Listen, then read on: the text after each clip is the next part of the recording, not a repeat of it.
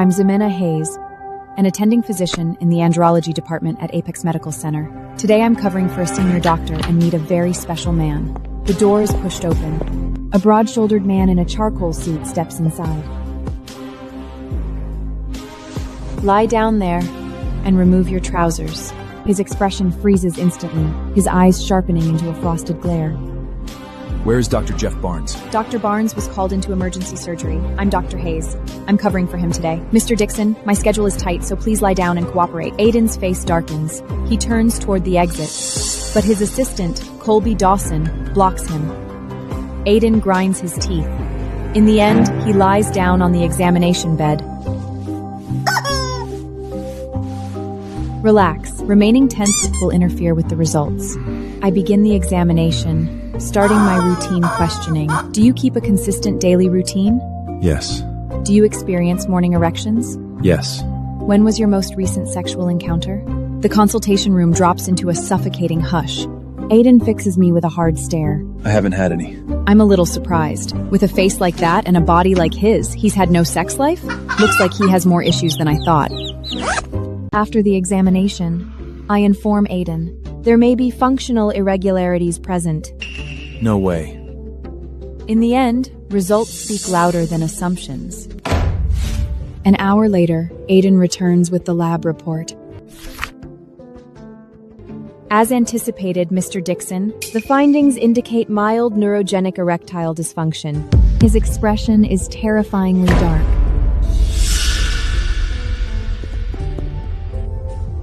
The good news is that it's been identified early and remains mild. Dr. Barnes will supervise your follow-up care personally. No. You will handle my treatment. Mr. Dixon, my responsibility is done. Dixon Group happens to be the largest shareholder of Apex Medical Center. Assigning you to oversee my care, or ensuring you're unemployed by tomorrow, either option takes one phone call from me. If you want assistance, you should learn how to ask properly. Your terms. What do you want in exchange for treating me and keeping this buried for good? I move back to my chair at once, slipping neatly into the posture of a negotiator. First, my time is extraordinarily precious. My charges won't be modest. Second, safeguarding your privacy calls for further compensation. Spare me the build-up. My research team is currently underfunded. We're short by roughly 80 million. Dr. Hayes, you've got some audacity. Ayden stares at me for a long time.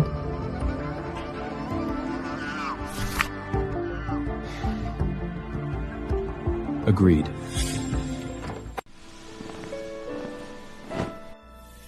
I hum as I walk out of the hospital. 80 million in research funding, solved in the most unbelievable way. But my good mood doesn't last long. My grandmother calls. Ximena, do you have any idea what time it is? How can a young woman like you be out so late every single night? Come home immediately. I sigh. Tonight is going to be another exhausting showdown. 30 minutes later, I arrive at the Hayes mansion.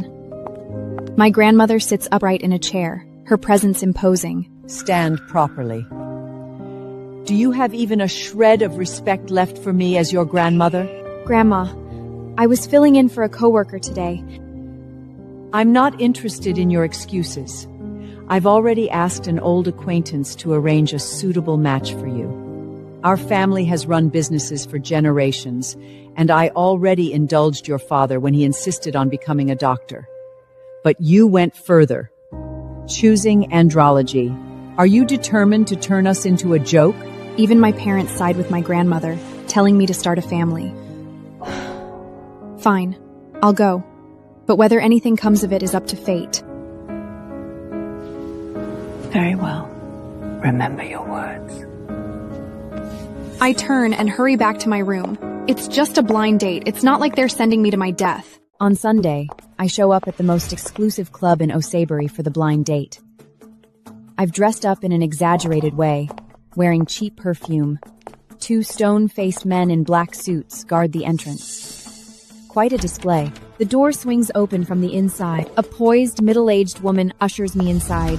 A large group of people crowd around a massive circular table. Seated at the center is my grandmother and my parents. On their right sits a refined, middle-aged couple. And on their left, someone all too familiar. Someone who makes me instinctively want to bolt. Ayden!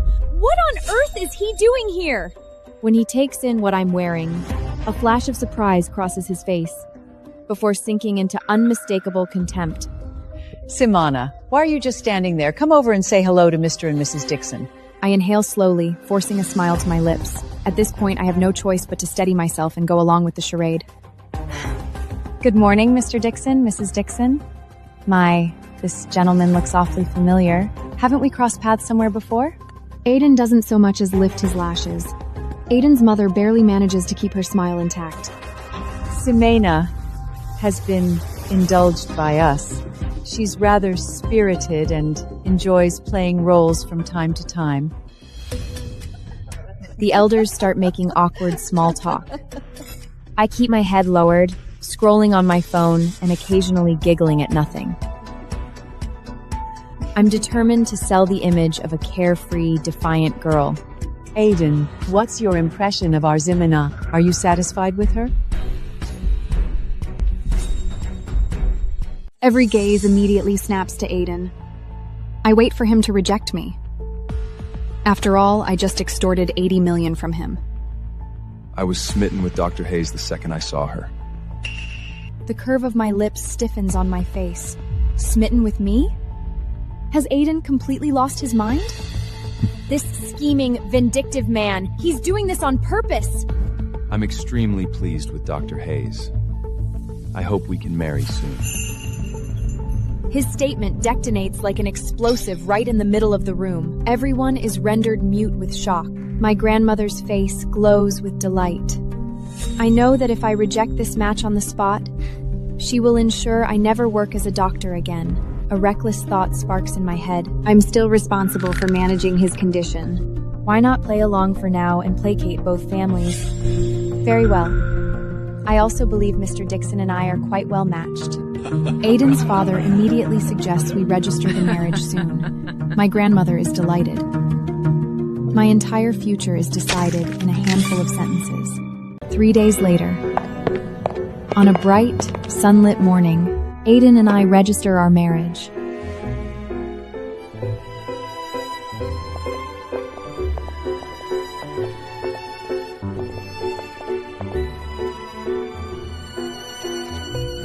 After we get the marriage certificate, Colby hands me a folder.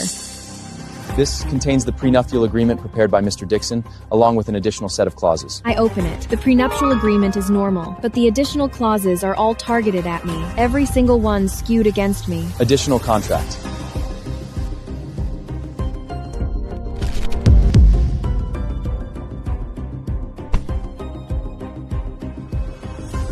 Mr. Dixon, is this what you call sincerity and collaboration? Dr. Hayes, in this marriage, I am the primary party. I supplied the capital, the laboratory, and resolved your troubles.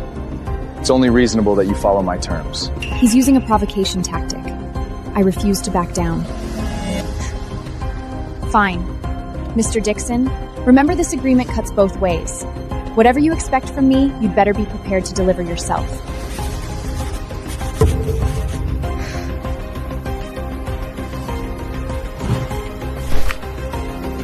I sign my name and walk away. I return to the Hayes mansion with the marriage certificate and receive a warmer welcome than ever before. Perfect. Absolutely perfect. A young lady of the Hayes family should marry into a powerful household like the Dixons. Grandma, I've completed the task. So starting today, can you stop showing displeasure towards my work and my career? No displeasure at all. As long as you conduct yourself properly as Mrs. Dixon, you can do whatever you like. The next day, I return to the hospital in high spirits. Feeling good, I decide to add another 100 appointments. An hour later, a massive queue forms outside the andrology department, stretching down the corridor. I'm completely absorbed in my work. My questions are precise and efficient. Meanwhile, on the top floor of Dixon Group, Colby shows Ayden the photo of the long line at the hospital. Ayden doesn't look up. responding only with an indifferent hum. Mr. Dixon, Mrs. Dixon seems exceptionally busy today. Colby thinks to himself, to tolerate such a job for his wife, the boss must be hopelessly smitten with Mrs. Dixon. His devotion is incredibly deep and touching. In the evening, as I'm about to finish work, I receive a message from an unfamiliar number. Ximena, I'm back in town. Just got off my flight. Can we meet? Claude? He's back. I immediately call him back and invite him to dinner. We agree to meet at Ethereal View, an upscale restaurant operated by Dixon Group. Our conversation drifts from breakthroughs to funny stories. The table fills with warmth and laughter. Suddenly, the friendly mood is pierced by a cold stare. Across the room, a familiar face makes my words come to an abrupt stop. Ayden sits alone at a nearby table, lazily holding a glass of red wine, radiating a quiet warning. What is he doing here? I suddenly recall that Ethereal View is owned by the Dixon Group. As the head of the company, it makes sense for him to drop by. Still, of all moments, he shows up while I'm having dinner with Claude. Ayden refuses to acknowledge my presence. Since he chooses to ignore me, I am more than willing to act like strangers as well. Just as we are on the verge of leaving, someone rushes in. Colby notices me seated nearby. Mrs. Dixon. I wish I could dash over and cover Colby's mouth. The atmosphere congeals. Claude stares at me, his expression riddled with disbelief. Mrs. Dixon? After addressing me, Colby promptly crosses over to Ayden and reports with deference. Mr. Dixon, I've brought the documents you asked for. Ayden doesn't even bother to raise his lashes. My anger flares instantly. I know Colby is acting under Ayden's orders. That scheming, vindictive man. Claude's gaze bounces between me and Ayden several times. He recognizes the tycoon at once. Ximena, that gentleman over here, he... At this point, feigning ignorance is no longer possible. I force a smile. Claude, this is Mr. Ayden Dixon, the CEO of Dixon Group. I intentionally sidestep any mention of my connection to Ayden, but Ayden has no intention of indulging me. He rises, straightening the collar of his suit as he strides toward me. He casually holds my shoulders. It's late. I should be taking my wife home. Ayden is sealing my role as his wife before Claude. I murmur a warning. Ayden, don't go too far. Mrs. Dixon, remember what we agreed on. I grind my teeth in anger. Claude, this is my husband, Ayden Dixon. Claude's disappointment is impossible to conceal. He forces a smile and walks away. What was meant to be a warm reunion has been completely spoiled by Ayden's interference. I prepare to leave on my own. Ayden catches my wrist. Where do you think you're going? Home. I'll drive you. He hauls me into the car. My restrained fury bursts loose. Ayden! What do you actually want? Do you really think you own me just because you have leverage? Believe me, I won't hesitate to reveal everything you're hiding. I clamp my hands around his neck, but he shows no reaction at all. He watches me calmly. I understand I have crossed a line. In this battle with Ayden, I have lost my composure for the first time. Is that man someone from your past, Dr. Hayes? That's none of your concern. He's an old friend from med school, someone I hold in high regard. Our agreement does not extend to my friendships or my personal life. His expression finally shifts. He coldly tells the driver to go. Neither of us speaks again for the entire ride. The next evening is the Dixon family dinner. Ayden comes to pick me up.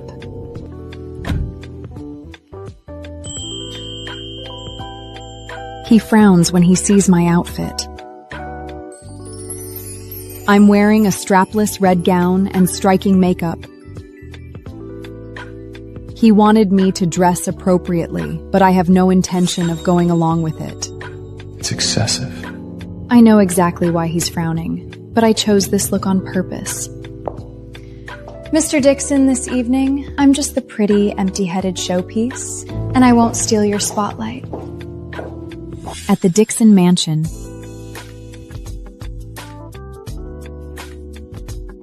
I see Cassie Robinson, Ayden's childhood friend.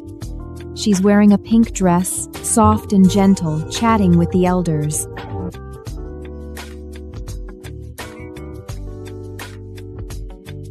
She looks at me with contempt and envy. When dinner starts, Cassie deliberately steers the conversation towards my job. I heard that Ximena works in the andrology department at Apex Medical Center. The moment those words land, the mood tightens. A few of the younger ones fail to hold back their quiet laughter. A woman in that line of work, to them, is laughable. Contrary to expectations, I neither lash out nor shrink away. Instead, I curve my lips into a faint, awkward smile. It wasn't my first choice, but my parents said this field offers stable prospects. I cast a timid glance toward Ayden, but he calmly continues slicing his steak, not sparing me a look. That infuriating man. Is he truly going to abandon me to face this alone? Suddenly, Hugh brings his cutlery against the plate. The sharp clang freezes the entire room. Hugh's piercing gaze sweeps across the table before stopping on Cassie. What's so disgraceful about being an andrology doctor? Healing the sick, saving lives? What part of that deserves ridicule? Cassie's face flushes crimson. Who do you think you are to pass judgment? Hugh is defending me. He then turns his attention to Ayden, reproaching him for letting people trample over me. Just then, an elderly man named Kevin Dixon, seated beside Hugh, suddenly goes ashen, clutching at his chest. He slips from his chair. The room erupts into chaos. Casey stumbles backward in fear. I immediately rush forward. Everyone move back! Lay him down flat on the floor. I crouch down to examine Kevin. Acute myocardial infarction with ventricular fibrillation. The ambulance is 10 minutes away. That's far too long. I take a deep breath, clench my fist, and bring it down on his chest with full force. A heavy, muffled thump rings through the otherwise silent room. Someone screams. Several people reflexively shut their eyes. What do you think you're doing? Have you lost your mind? He's already like this, and you're still laying hands on him? I completely ignore the noise around me. In the very next second, something unbelievable happens. Kevin's violently convulsing body gives a sharp jolt, and then slowly goes still. His frantic gasps even out, and a hint of color gradually returns to his once purple lips. The room plunges into absolute silence. Every single person stares at me in disbelief. The Dixon family's medical team bursts in. The chief physician freezes when he sees Kevin lying there, breathing evenly. He immediately begins examining Kevin. The longer he checks, the more baffled he becomes. A normal rhythm? The fictration is gone? This is impossible. Without a defibrillator? His eyes land on a faint reddish mark on Kevin's chest. He snaps his head up toward the room. Who treated the patient just now? Who intervened without any medical equipment? Cassie's eyes light up. She hurries forward first, pointing at me. It was Ximena. We were all terrified, but she suddenly rushed over and slammed her fist into Kevin's chest. Dr. Gomez, he'll be all right, won't he? In an instant, tension grips the room. Countless complicated looks shift towards Ayden. I couldn't care less about the ridiculous accusations from that foolish woman, Casey. I help Kevin up and seat him in the chair. The doctor fixes me with a doubtful stare. That strike just now, was that your doing? Yes, I did it. Your brother pulled through! It was this young lady who saved him! Cassie's face goes rigid. Mr. Kevin Dixon was experiencing a sudden heart attack, complicated by ventricular fibrillation. His heart had already ceased beating. What she performed was the most drastic emergency measure there is, a precordial strike. Without this young lady's swift and flawless intervention, by the time we arrived, he would not have survived. Every stare swings back to me. Only then do they understand that the woman they dismissed as merely a pretty face is unmistakably someone with competence.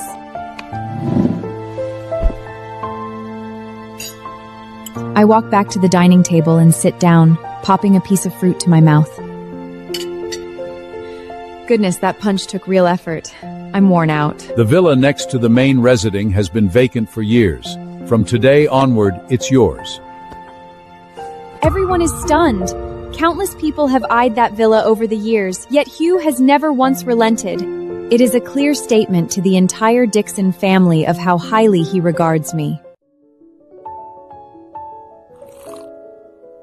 Compelled into living together, Ayden's mood stays dark and irritable.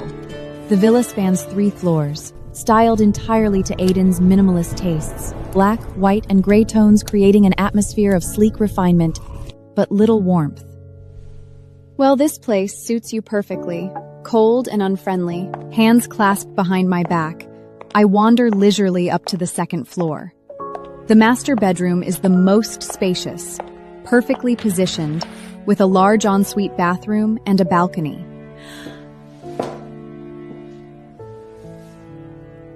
I'm taking this one. I take my suitcase into the room. Out of nowhere, he sweeps me off my feet effortlessly, holding me up like a helpless little kitten. Ayden! What do you think you're doing? Let go of me! Put me down! Ayden shows no emotion as he hauls me straight to the other bedroom, flinging both me and my suitcase inside. Until this property is officially signed over to you, it remains Dixon property. Learn who holds authority here and who does not. With those words, he slams the bedroom door shut. I scramble up from the bed, trembling with fury. I mentally curse him 100 times over. I swear that the instant the ownership papers are in my hands, the very first thing I will do is throw him out. And so begins our painfully awkward life under the same roof. Ayden is obsessively self-controlled, plagued by rigid cleanliness standards and an intense sense of territorial ownership. When working in his study, Ayden requires absolute quiet. Meanwhile, I lounge on the living room couch, crunching snacks and watching sitcoms, erupting into loud, carefree laughter. Ayden follows a meticulously planned diet of light, nutritionally balanced dinners. I adore bold, heavy flavors and frequently order takeout. Eventually, Ayden snaps. That night, he slaps a stack of papers onto the coffee table. These are the house rules. Read them. I pick up the pages and see more than a dozen absurd conditions listed. After 8 p.m., noise must not exceed 20 decibels. Food with strong odors is forbidden. Entry into the study, gym, or master bedroom without permission is forbidden. Of course, Mr. Dixon. I've memorized everything. The next day, my retaliation comes. I follow the no noise after 8 rule to the letter in the first floor common areas. Yet at 7:59 p.m., I blast the living room speakers at full volume, cutting the sound off with perfect precision the moment the clock hits 8. I also obey the ban on eating pungent food indoors. Instead, I set up a small table in the garden, directly beneath Ayden's studio window, and grill meat near the evening sky. The thick, greasy aroma drifts straight into his study through the open window. After enduring several days of my non-stop provocations, Ayden is on the verge of insanity. Late one night, I sit cross-legged on the carpet surrounded by reference materials. Hearing footsteps, I look up and notice Ayden's tightly drawn brows and slightly pale face. Are you not feeling well? None of your business. He heads straight for the kitchen. I catch his unsteady steps and feel a sharp tug of worry. He pulls a bottle of ice water from the refrigerator. I press my hand firmly against his wrist. Have you lost your mind? Drinking ice water when you're already unwell? I snatch the bottle away and shove it back into the fridge. I turn, fill a cup with warm water, add a spoonful of honey, and place it in his hand. Drink this. Poison me? Mr. Dixon, if I truly meant to kill you, I'd choose something swift, silent, and impossible to trace. From the way you look, you've been under immense pressure lately, which has only thrown your neuroendocrine system further out of balance. Let me be clear. Keep this up, and forget 8 million. Even if you waved 800 million in front of me, I still wouldn't be able to help you. He drains the honeyed water in a single swallow. It is the first time since we began living under the same roof that I address him purely in my capacity as a physician. Saturday evening, you'll come with me to a charity banquet. Mr. Dixon, the agreement doesn't include me serving as your decorative accessory.